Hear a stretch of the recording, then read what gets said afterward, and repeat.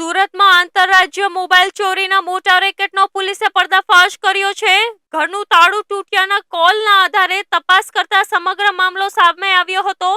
પોલીસે મકાન તપાસ કરતા 47 જેટલા બિનવારસી મોબાઈલ ફોન મળી આવ્યા હતા। ત્યારબાદ વધુ તપાસ હાથ ધરતા બે આરોપીઓ પાસેથી વધુ 64 મોબાઈલ મળી આવ્યા હતા। પોલીસે કુલ 30,54,000 રૂપિયાની કિંમતના 110 મોબાઈલ ફોન જપ્ત કરી કાર્યવાહી હાથ ધરી હતી। તપાસમાં સામે આવ્યું છે કે ગેંગ ભાડે માણસો રાખી ભીડભાડવાળા વિસ્તારોમાં મોબાઈલ ચોરી કરાવતી હતી અને એક મોબાઈલ દીઠ 2,000 રૂપિયા ચૂકવવામાં આવતા હતા। સમગ્ર રેકેટમાં સામેલ 9 શખ્સોમાંથી પોલીસે 2 આરોપીઓની ધરપકડ કરી છે, જ્યારે ઝારખંડના 7 શખ્સોને વોન્ટેડ જાહેર કરી વધુ તપાસ હાથ ધરવામાં આવી છે।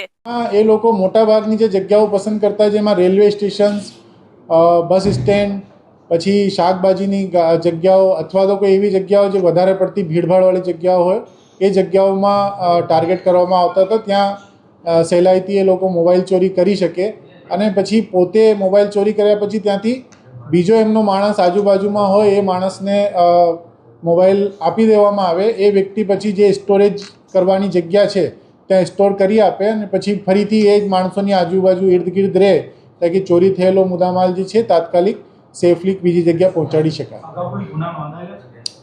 મેં જે રીતે કીધું આપને કે આ લોકોને વિરુદ્ધમાં ઉદયપુર, રાજસ્થાન, અમદાવાદ, વડોદરા, મુંબઈ, ધનબાદ, પશ્ચિમ બંગાળ, ઉત્તર પ્રદેશ બધી જગ્યાઓમાં અલગ અલગ ગુનાઓ દાખલ થયેલા છે।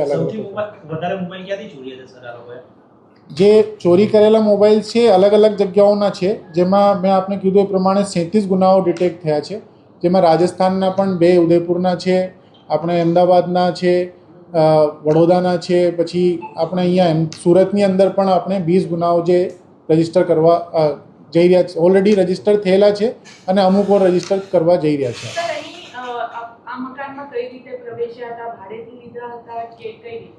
ના, એ મકાનમાં જે વિકતો મકાન માલિકે અમને કીધી કે એમને ખ્યાલ જ નહીં હતું કે એ લોકો એ મકાનની અંદર ઘૂસી ગયા છે।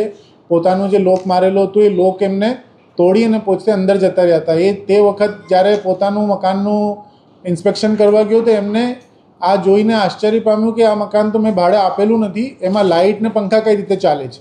એટલે જ એને 100 નંબર ઉપર કોલ કર્યો હતો ને આ માત્ર 100 નંબરના કોલના ઉપરથી પોલીસે જે રેસ્પોન્સ આપ્યું એ રેસ્પોન્સના આધારે આ મોટી ટોળકી જે છે ડિટેક્ટ થવા પામી છે।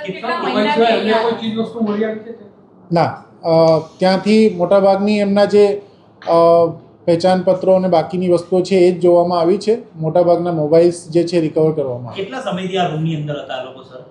એ લોકો જે વિગતો સામે આવી છે એ પ્રમાણે લગભગ 1-1.5 મહિનાથી અહીંયા સુરતની અંદર સક્રિય થયા હતા અને એ 1-1.5 મહિનાની અંદર જે 110 મોબાઈલ્સ આ લોકોએ ચોર્યા હતા એ બધા જ અમે રિકવર કરી લીધા છે।